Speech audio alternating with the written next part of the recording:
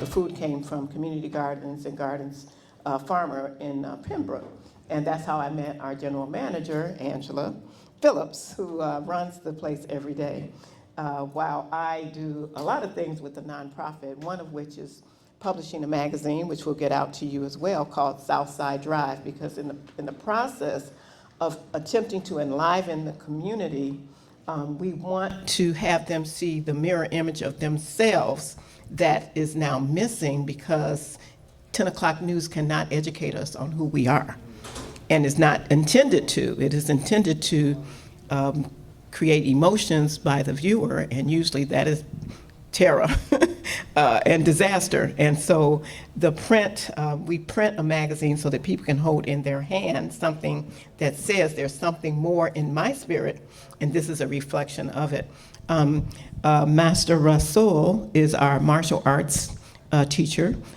We have had psychologists on board. We've been involved with Community Mental Health Council for 30 years.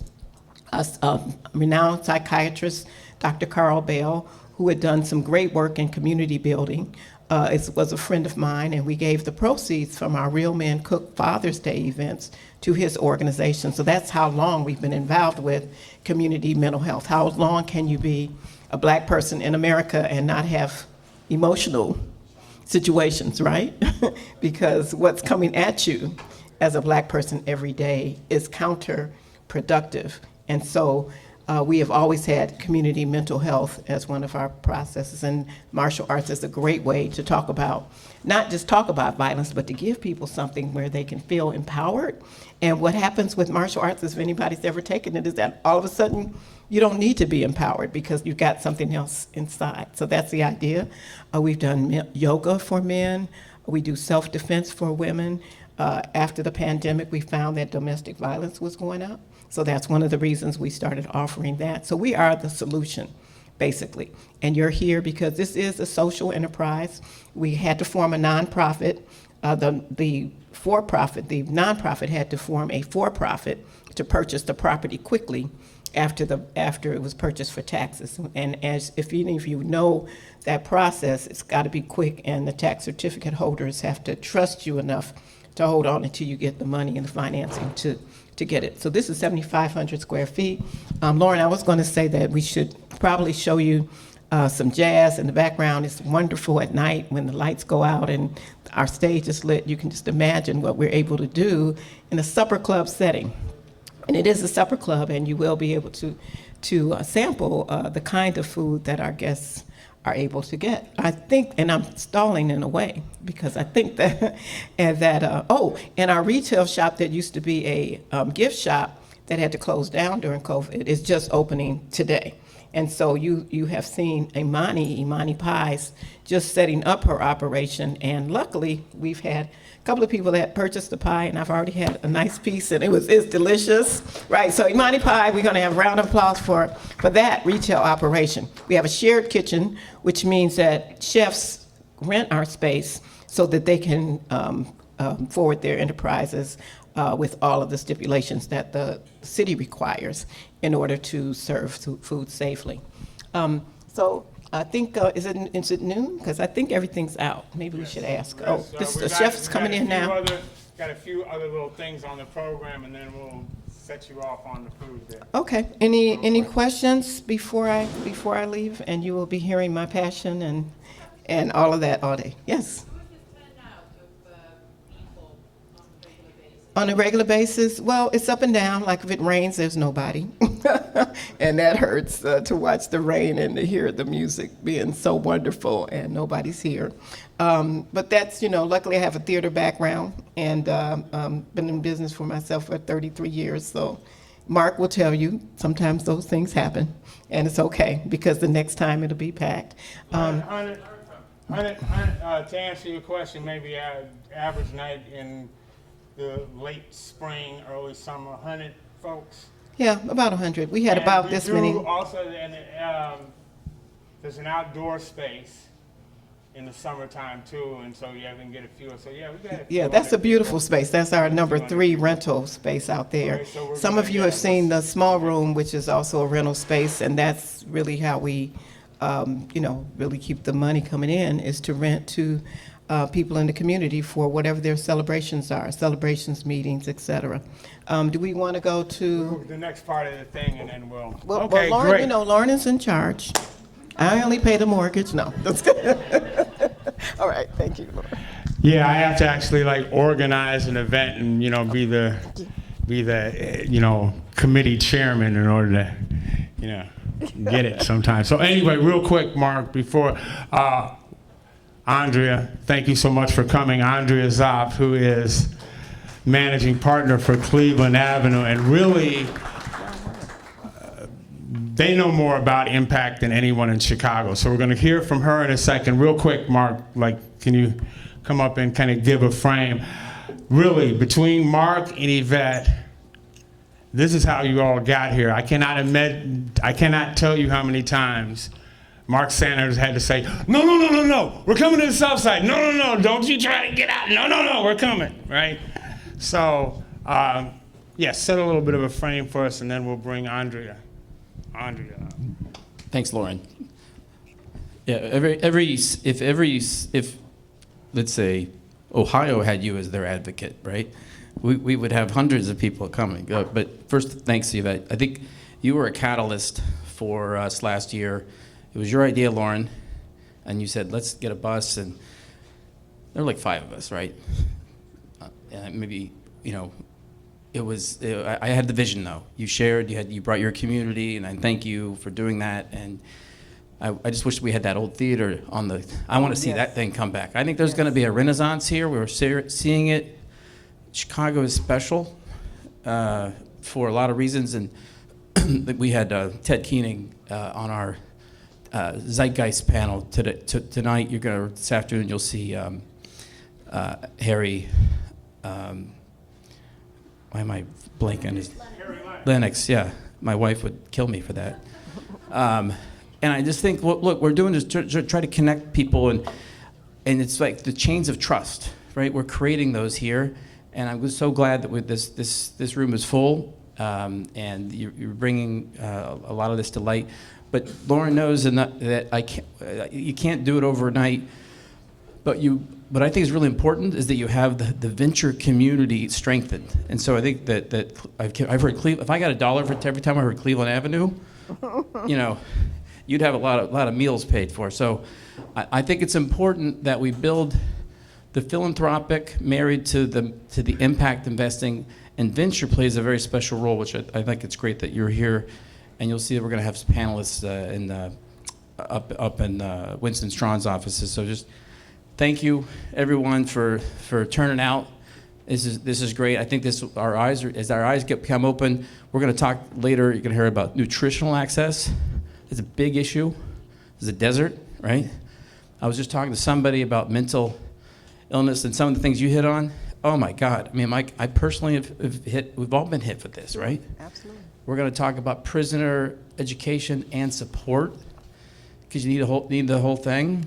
So that panel is going to be touched, but you need mentors. I don't care if it's from the foster care system, again, even mental health. If you could just address that up front, and I think hopefully our society is seeing that. But we're also at war. That always helps. But you know what? A lot of things happen with war. Women came into the workforce with war, and we innovate. And we have a meeting at 7:30 a.m. to support Ukraine. We have some people who just came from Ukraine. He doesn't know how to bowl very well, but it's okay. Anyways, more on that later. But you know what? We're just our community, and you're seeing some of it, and But you're a good example. We're an open architecture. A lot of people are at Milken right now, and which is a great organization, right? In the World Economic Forum, but we're a little different. I call it the messy but magical. We are open architecture. So I'm looking for quality, and everybody that could just play with our principles. Like there was some other person, I won't name it, but when Harry came up, he's much more in congruence with us. And the third thing is just we do raise money, so we have to be compliant because we want to be here for 50 years.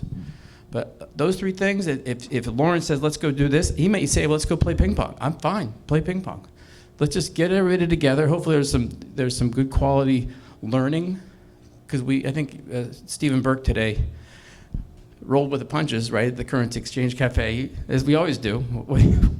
He's been in many of these cities. The key is we're a learning community. We learn from each other. That's so critical. I learn from you, right? Oh boy, the school of hard knocks, huh? We had a little exchange. But that's, just as you had an exchange earlier today, right? That's how we get to know each other. All right, so with that said, I love that my community's here, and I think we can be very helpful philanthropically, but also I want to really support this venture community. I think that's so important. Cincinnati, Columbus, and Cleveland, where I'm from, and parts of New York, that's what's really driving innovation. I think so I'm really excited that finally I get to have Cleveland Avenue speak at one of our events, so this is great. Back to you. Thanks, Mark.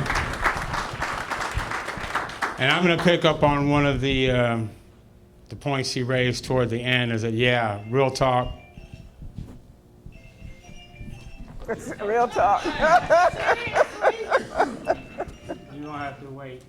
Okay, whoever this is. Real talk. No, to touch on one of the things that he said right on the end, the raising capital part. I'm not going to lie, real talk. Checks, writing checks. We're not even going to try to dress it up. That's a lot of what we're doing here. I could say a lot about how I actually got here, since my background isn't in finance, but in the end of the day, what I tell people, you can only lead the people where they want to go. And right now, the people are talking about access to capital. Okay, I'll expound on this a little bit more tomorrow, but trust me, there's some people here who may give me some pushback on this, but I can say without fear of contradiction, right now, you know what black people want? They want to get paid. Black people want to get paid, okay? They want full and unfettered access to the capitalist system and a full chance to be able to participate in that with no restrictions. And if you do that, and like I said, I'll expound on this more tomorrow, if you help us do that, trust me, black people are going to be the biggest participants, adherents, promoters, and supporters of capitalism that you have ever seen. Okay? So that's what we're doing here. You have no idea, like he said, how many times we have said Cleveland Avenue to these folks since we met Bernita, and since we tried to have our featured honored guest Andrea Zopp here. Beside her, expertise and advocacy for development in, places like the South Side of Chicago, bringing expertise in both from the public and private sector, former deputy mayor of Chicago, and now managing partner for Cleveland Avenue's CAST US Fund. Did I get all of that? Right, you got it correct. Brilliant. Please welcome Andrea Zopp.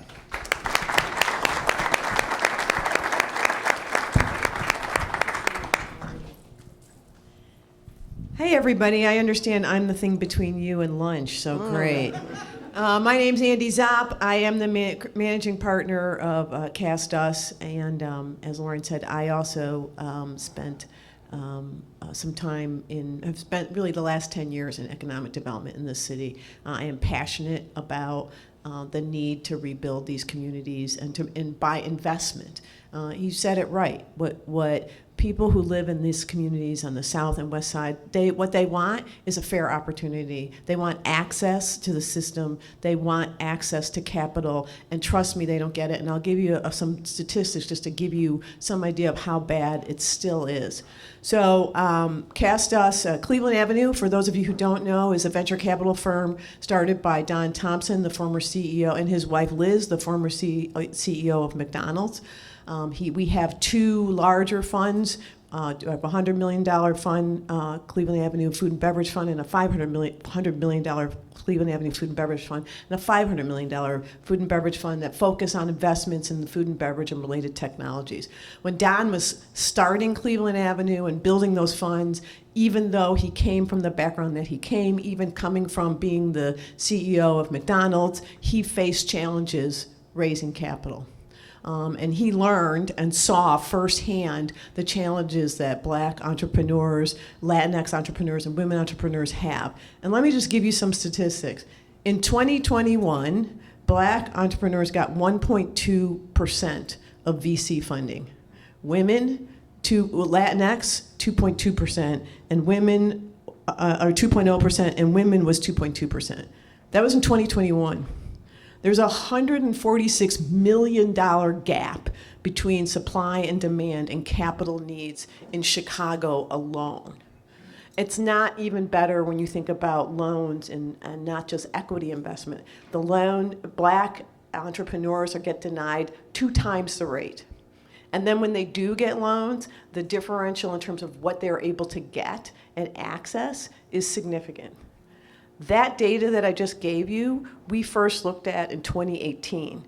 And I had it updated recently for a recent presentation, hoping to see some change. It hasn't moved at all. Not at all. That data is exactly the same as it was in 2017 or 2018. And that's the challenge that we're facing.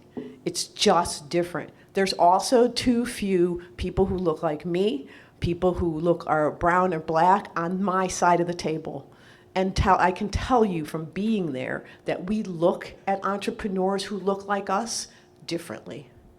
And we all know that venture capital is about taking risks, right? It's about taking a risk. And it's harder for entrepreneurs who look like me, who look our Latinx and women, have a harder time getting people to take that step out and take that risk. So Don decided to start the fund Cast Us. And he reached out. Our first partner and first LP was actually the state treasurer's office. And actually, Cast Us actually stands for Cleveland Avenue State Treasurer's Urban Success Fund. But that was too wordy, so we just call it Cast Us. And the fund was going to be a $35 million fund. But when Don started talking to people about what he was trying to do, people stepped up. And what I love about our fund is that our LPs do what we can do, what we do well in Chicago. It is a public-private investment group. So we have the State Treasurer's Office, we have MacArthur, we have the Trust, Chicago Community Trust, but we also have Bank of America and BMO and the number of family offices in addition to that. And our fund now, when we closed last year, was at $70 million, double what we originally started.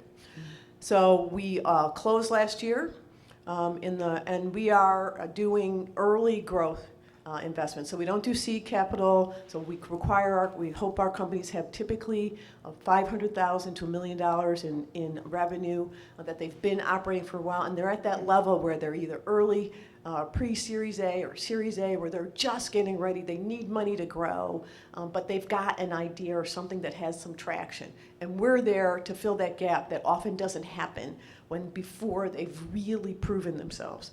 And so we are sector, unlike the food and beverage funds that focus on food and beverage, we are sector agnostic.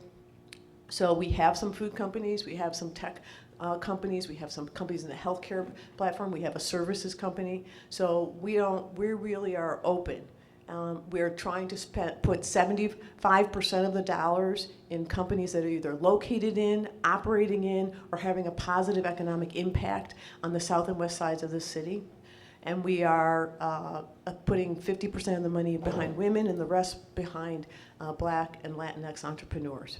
So far, we have 12 companies, and we've invested about a third of the fund. And they are, as I said, they cross the gamut from healthcare, tech, to services. And we're really excited. We're meeting those parameters. The hardest parameter that we're having a challenge with, is finding companies that are, not surprisingly, operating on the south and west sides of the city.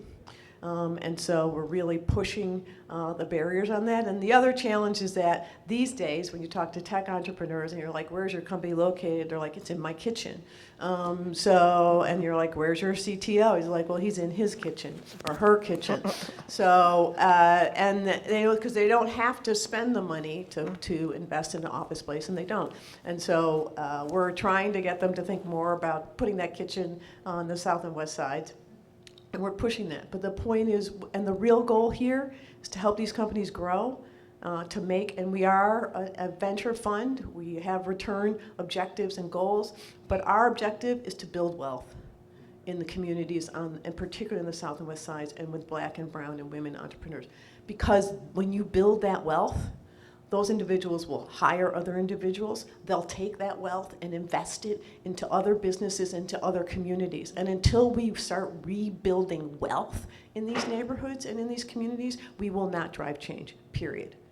That's what we have to do, and that's what access to capital is all about, and why what you're doing is so important. So I want to thank you for taking the time to be here, and what you're going to learn, or you've already learned, and what you will learn.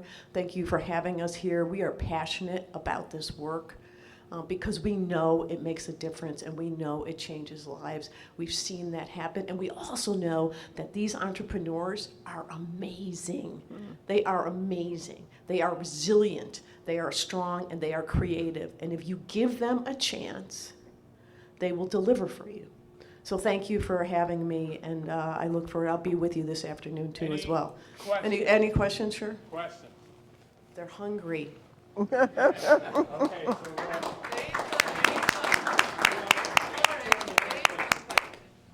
how does credit impact the process for the black and brown community with the capital, access to capital, the credit score, the credit process? So, when we're looking at businesses, we're generally not looking at individual credit scores. We're looking at the business's revenue, their debt, and so it matters. But it certainly matters when it comes to getting to the loan side of that equation. And we're, Bernita Johnson-Gabriel, who's on my team here, who many of you know from Chicago know, has been working to build relationships with banks to help, because every now and then we run into companies who equity investment isn't what they need. They need a loan. And so we've been trying to build relationships, we have built relationships with a number of banks. But what I'll tell you is, time after time, even banks who tell us that they're committed to this, to entrepreneurs of color, they have programs, they've put money behind it, they've made big announcements about all the money they have.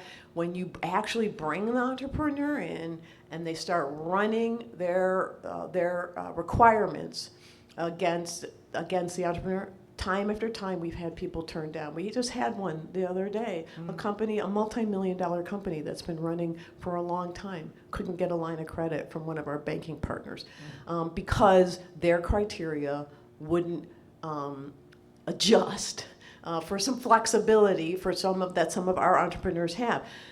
And so the credit does matter because it gets in the way of access to capital. So. There was a question.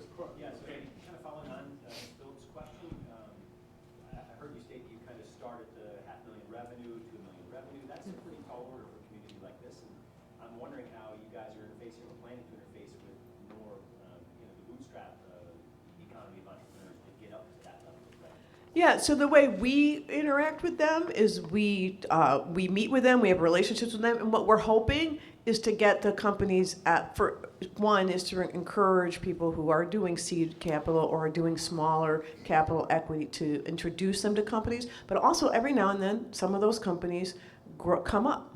And so we get a lot of our referrals from community-based small business entrepreneurial support organizations. That's where we get a lot of our companies from. So that's our interaction is for those companies that actually do take that step up or are there and are growing, that they that we're available to them. The other thing that we're doing at Cleveland Avenue is we hope to launch later this year something called the Entrepreneurial Development Leadership Institute, EDLI, the Frederick Douglass Entrepreneurial Development and Leadership Institute, which is aimed at addressing the challenges of companies that come to us that are not ready for investment to us.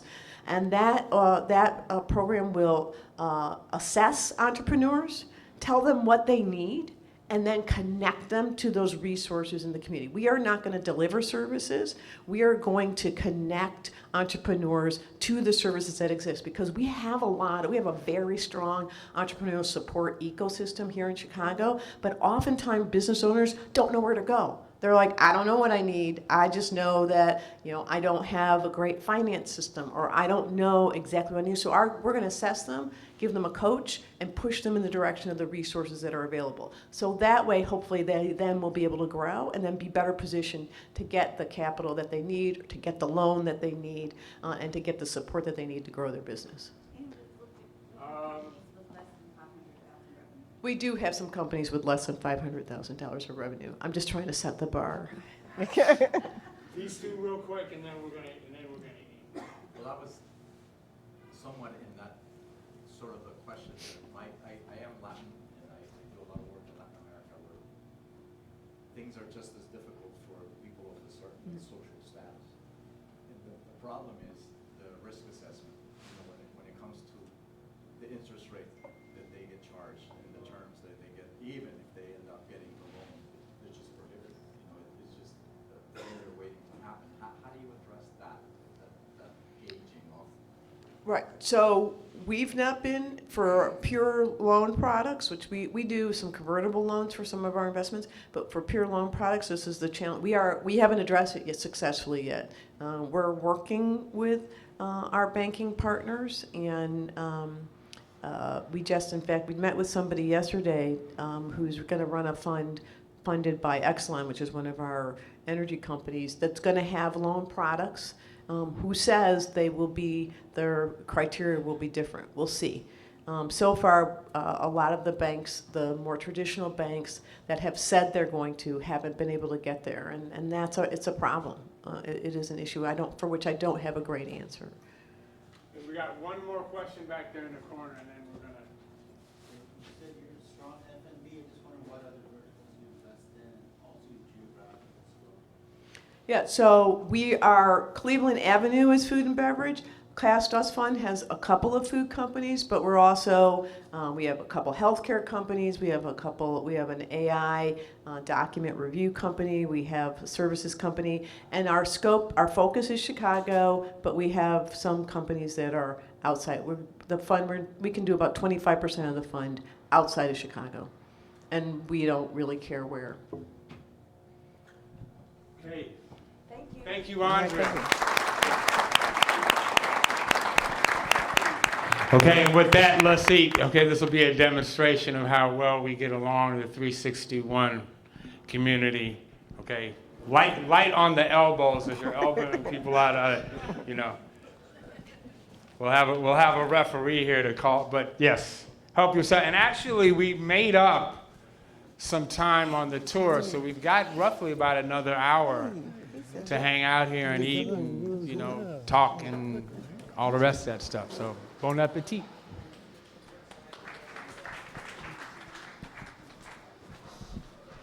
Please attention, s'il vous plaît, mesdames et messieurs. I'm calling Yvette Moyo up to the stage here. And Mark Sander to do this.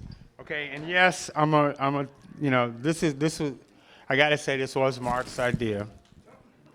Not that he had to kind of twist my arm on this. I mean, Yvette, really, you're kind of a big reason why all of this came through, and especially like the whole thing with the bus. I mean, really, 4 or 5 times the first time around, Mark, we don't have a bus. She jumped in not only with the bus, but just even with just the whole network and really wanting to make it that, this was going to be, a memorable event for you guys, making sure the food and just also the leadership of what it is that you're doing here. I mean, I've told this to a few people.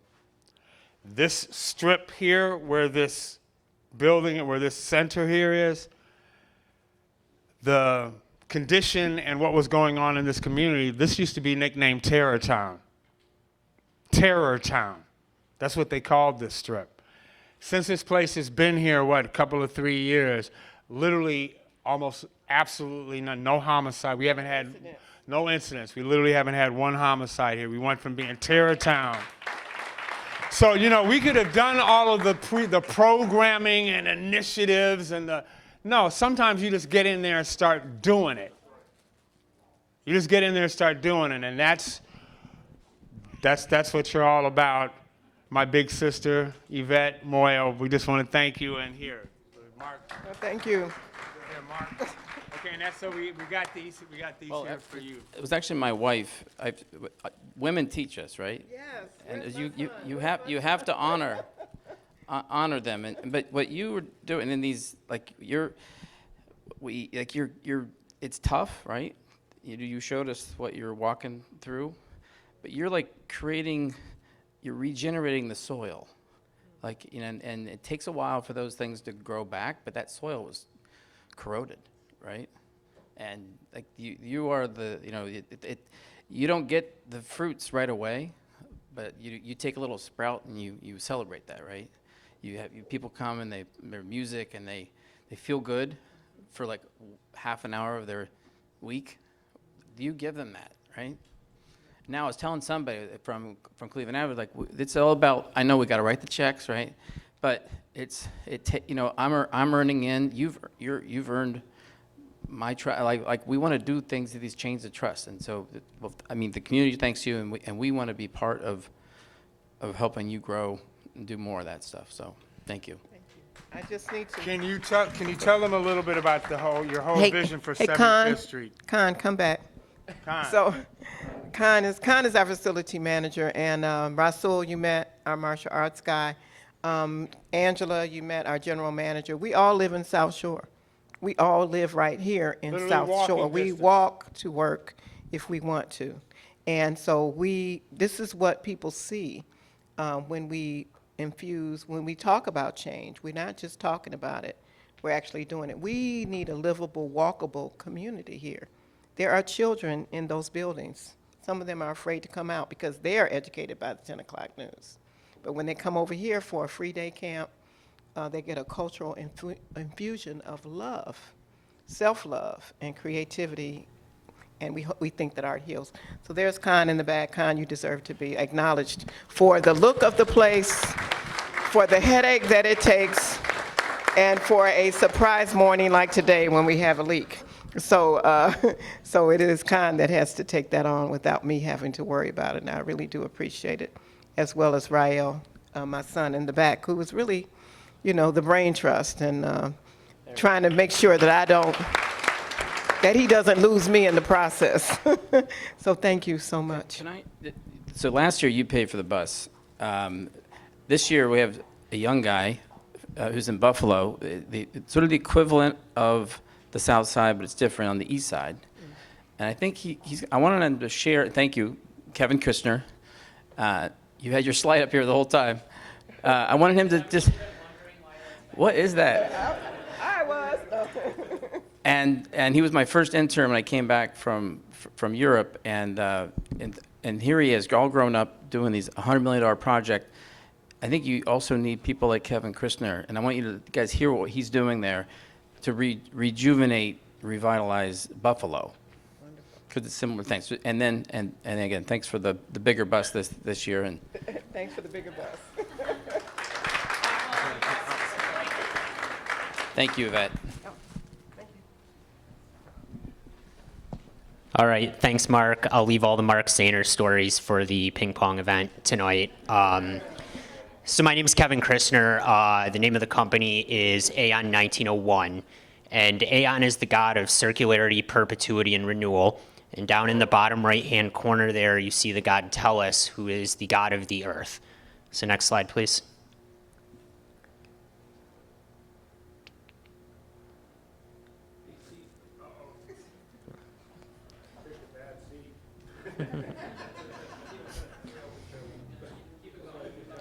There's not going to be any renewal today, I'm sorry. There we go. So what's the situation? This is where I live in Buffalo, New York. And the gold star is my house. The overlay there is a poverty map, a census district poverty map. So you can officially see I am in the exactly white district. There is officially no poverty in my census tract. And if we go 2.5 miles by road, it's about 2.5 miles, or 2 miles as the crow flies. We are now in the absolute poorest census tract in Buffalo, New York. And the main reason for this is, does anybody know who Robert Moses is? You ever heard that name? So Robert Moses was probably the most racist politician to ever hold any office in New York State. And his big thing was driving highways through the middle of cities in order to divide the city in black and white neighborhoods. And that's exactly what happened here. So this is the Kensington Expressway. It's basically a giant ditch that runs through the city of Buffalo, and we all know what happened with that sort of thing in the 70s, school busing. It really tore apart the inner cities. So my house, that's what it looks like on the east side, like 2 blocks away from where we are. So what we were driving through today, I was like, man, this is like the Taj Mahal, right? I mean, we're talking, this neighborhood would be a very nice area for the location that I'm in. I mean, this is tough. So next slide, please. So what's the opportunity? Well, for years, developers have just passed over these sorts of opportunities. And the main reasons have been brownfield remediation and high concentrations of poverty. So I decided to look at that in a different way. There's a very beneficial brownfield tax credit regime in New York State, as well as opportunities to do affordable housing in these districts, which the state is really pushing at the moment. And here's the real kicker. We have one section of a project where we're getting 176 cents on the dollar in credits and incentives. So for every dollar we spend, we get $1.76 back from the government in gross value, and there's probably 10% of syndication costs. So you're still making more money than you spend. Next slide, please. So until 6 months ago, I actually knew nothing about real estate development. This actually started as 2 things. Number one, I randomly had the opportunity to buy a property on the east side of Buffalo. And number 2, I have a master's degree in taxation, and I decided I was going to figure out how to do things where the government paid me more money than what I had to spend, right? So that was the original business thesis, was how do I hack the tax code? Best things were in real estate. Best place to go is in impoverished neighborhoods. So that was the beginning of the company. And since I knew nothing about real estate development, I had to go get some people to work with me that do. And everybody works for free today. It's really just about the vision. They love the business model. 2 of these people left very good, high-paying jobs to do this. Next slide. So this is actually pretty funny. So I was the feature article along with 2 others on B1 in the Sunday business section of the Buffalo News this week. And the title, Buffalo Angel Investors Want to See the Region Prosper, Even If They Never Get Their Money Back. And like the last part of that, I was like, oh God, yes, I do want to get my money back and I want to make you money, right? So title was a little off, but my track record, I've been the CFO in title or fact of a number of startup companies. These are the last 4 I did.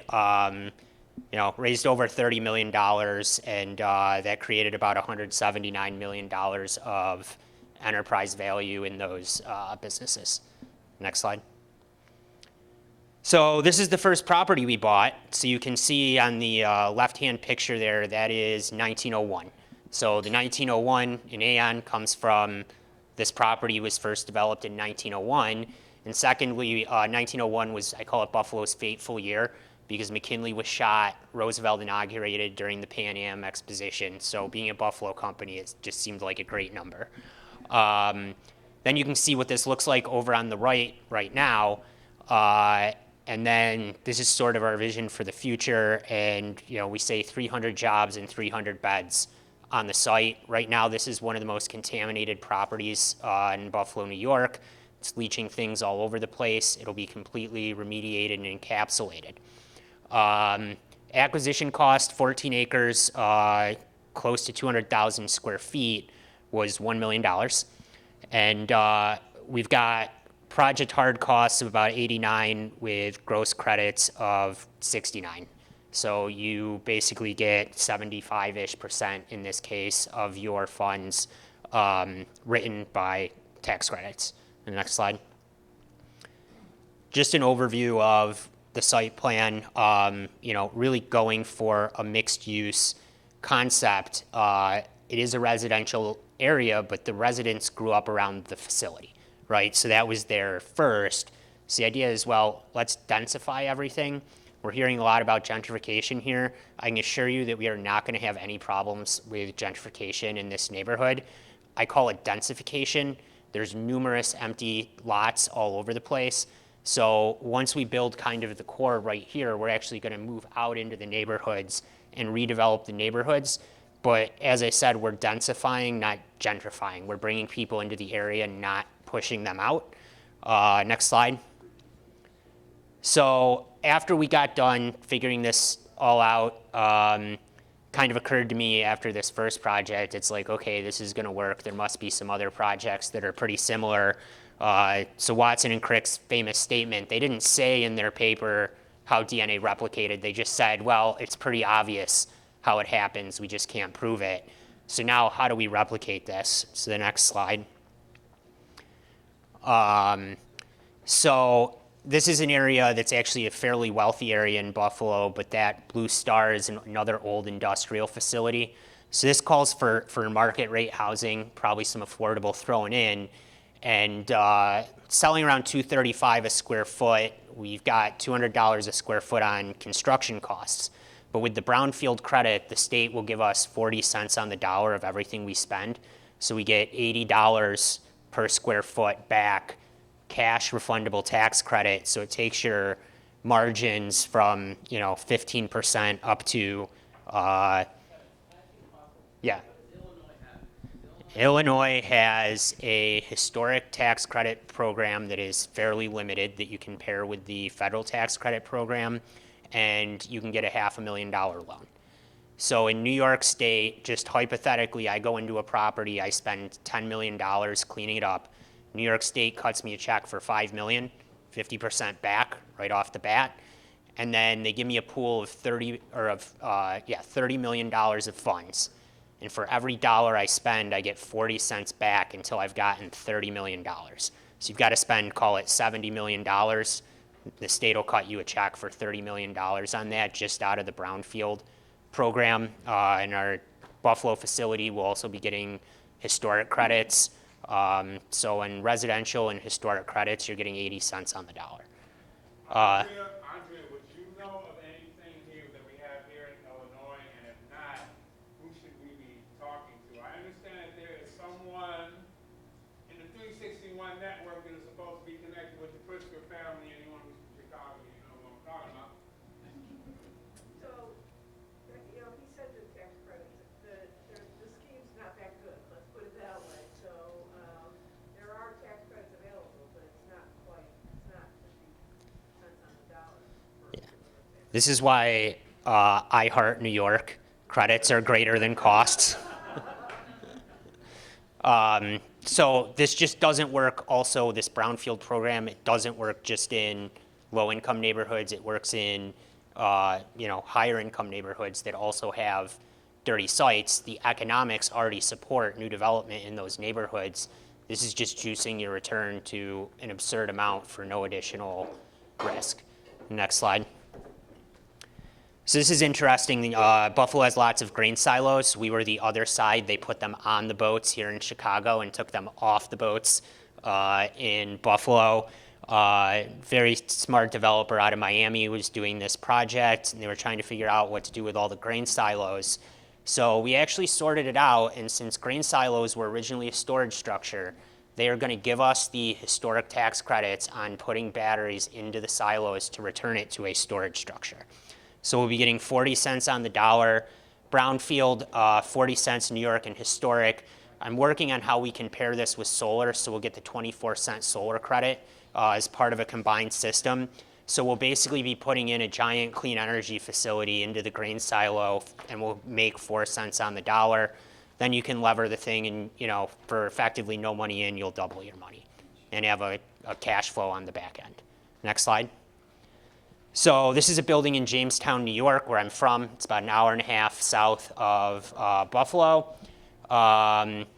Steel reinforced concrete construction. I mean, you could drop a nuclear bomb on this thing, it wouldn't go anywhere.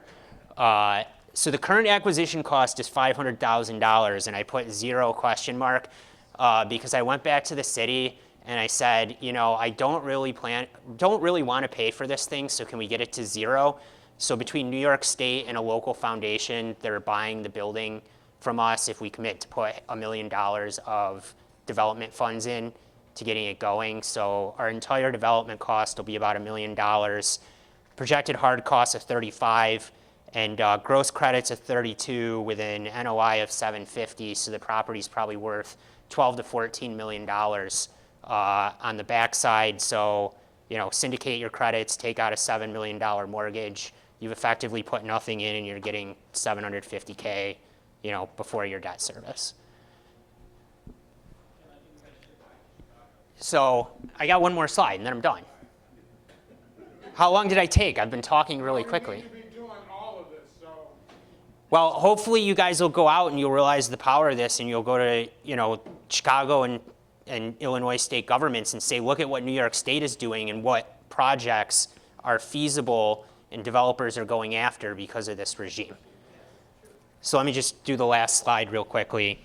So this is Jamestown, New York. They've spent 10 years and God knows how much money doing these stupid diagrams, right? I mean, these are stupid. They mean nothing. What means something is that you put it into a chart and you say you're going to get it done. So I told them, I'm like, if you give me the $500,000 so I don't have to pay anything for this building, what I'll do is I will take your entire city plan and we will create an entire phased sequenced redevelopment plan, because there's 10 more buildings in downtown Jamestown that are just like the Furniture Mart that have the same economics. So it's a little bit of shuffling the playing cards where we do one building, completely fill it up, do the next building and move on, and then the worst building, you just be done with that one because there's too much space. So we've brought the space together, everything's more economical, it's new. That's my story, thank you very much.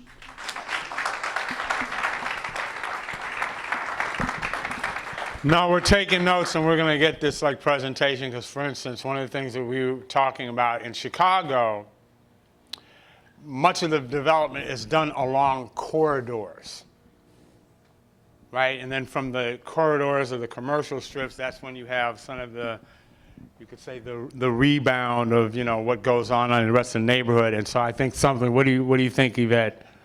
Something like this is a really great methodology, because we've already got the South Shore plan, right? We know they got a Bronzeville plan. We know as a result of the Obama Center development, the community adjacent to that and next to the University of Chicago, which we will go see, Woodlawn, they've got their redevelopment plan. And so like you said, we got a lot of stuff that looks like this. That probably needs to look like this, and then, get some checks going. Right? Get some check writing going. Another great thing about doing stuff like this is literally, I got 361 coming all the way here from New York to introduce me to some of our neighbors here. I mean, literally, these women are doing something that I'm not kidding is about 2-3 blocks from my house. And whenever we meet someone like this, we're like, why don't we know these people? Because they're doing some good stuff. Jade Fortenberry and Christina Rice, they're doing a project. They have a place called The Sanctuary. And I want them to come up here real quick. Give a hand for Jade and Christina. going to tell you a little bit about the sanctuary here in right here in South Shore. Hello, everyone. Let's see, should we stand on this side? Okay. Alrighty. Yeah. I like the conversation that's going on. Oh, yeah. So we are, I'm Christina Rice. I'm Jade Fortenberry. We are the co-founders of the Sanctuary Chicago, which is a nonprofit organization serving South Shore and beyond. Our mission is very simple. We are creating abundant life, and we do that through, if you wouldn't mind, heading to the next slide. We create experiences that encourage and inspire and support our community members. So this is a photo taken at our SBCA, which is the South Shore Business and Community Alliance, because with investment, with capital, you have to have community development and support. So that's our sphere. Our love is the arts, education, wellness, and innovation, and that's the way we do our work.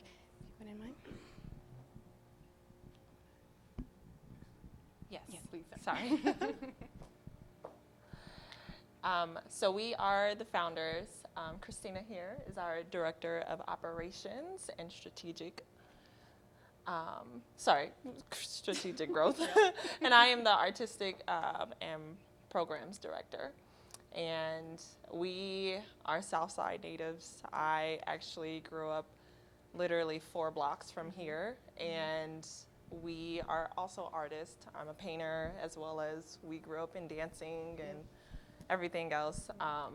We are entrepreneurs by heart. Yeah. We by also, trade. yes, by trade.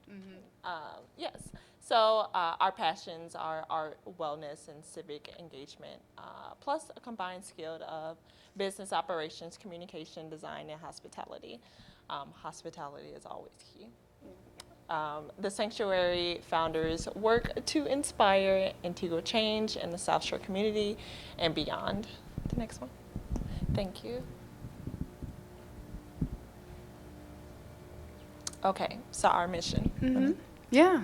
So what we really believe in is the cultivation of the individual, which will ripple out into whole communities. And so we think about the whole person. The whole person needs to be creative. They need to have a lovely and lifelong relationship with learning. They have to be well, and they have to constantly stand on the edge of innovation. And so those are the 4 targets that we've created our programs and our experiences in.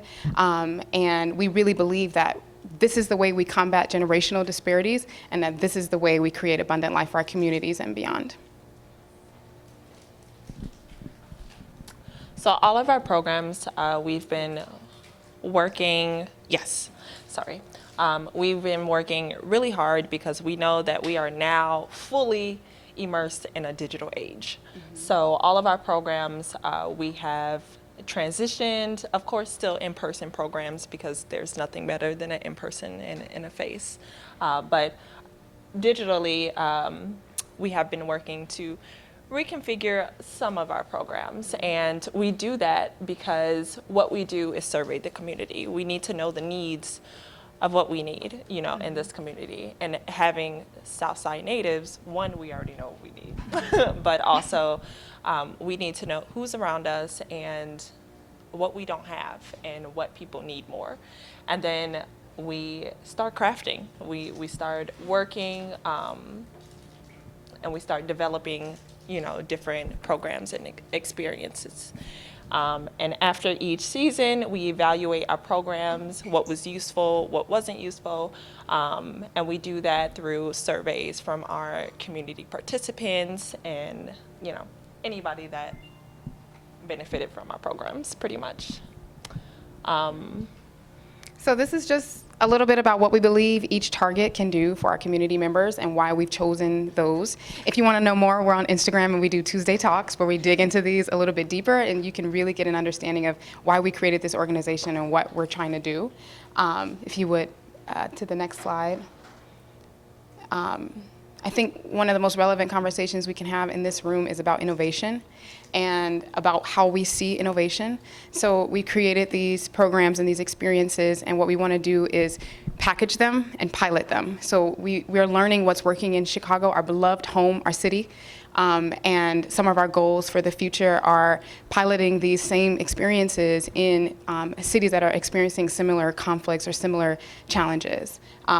So we've got some really good ideas for how we want to impact our world and our community. Some of those being our media platform, our media outlet, peer-led education, and then also impact matchers is something we're really excited about, and it's in development. But this is our opportunity to partner with individual donors, corporations, et cetera, ventures that want to provide funding to grassroots organizations, much like the Sanctuary, that are on the ground doing the work, but we kind of step in and help match you with these organizations that align with your values and goals. So that's something we're excited to launch a little bit later. And then also we have Truth TV, which, no, it's okay. You're good. Truth TV, which will provide individuals with a platform to, because the main goal is to have access. And I think that's, I know that's one of the things that we are missing right now is access. And Truth TV will allow everybody to experience that whatever we work on digitally, learn, different things that we may present them with on Truth TV. It'll one day be a network as well. But yeah, we are excited to start and launch that program as well.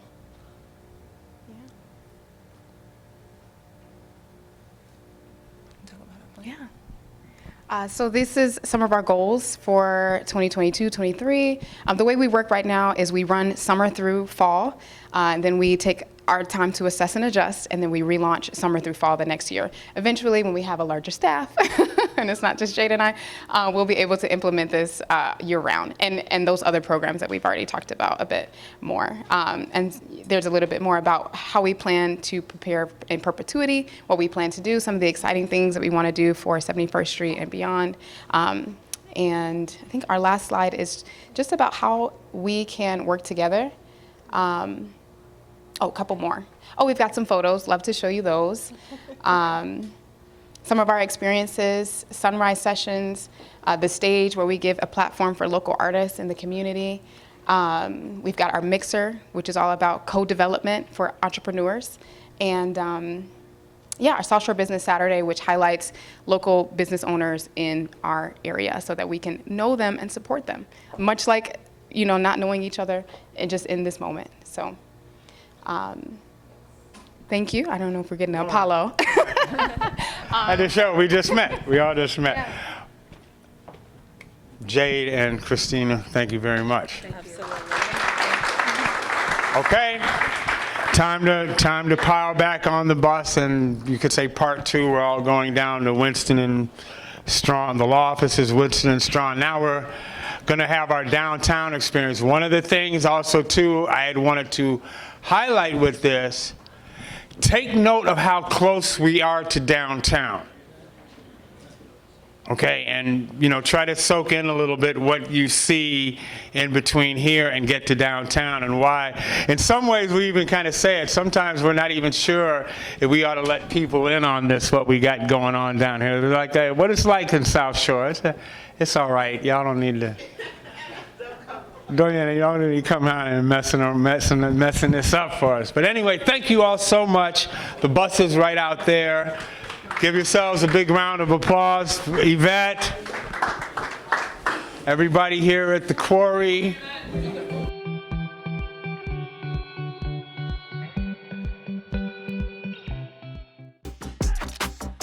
Come join our 361 firm community of investors and thought leaders.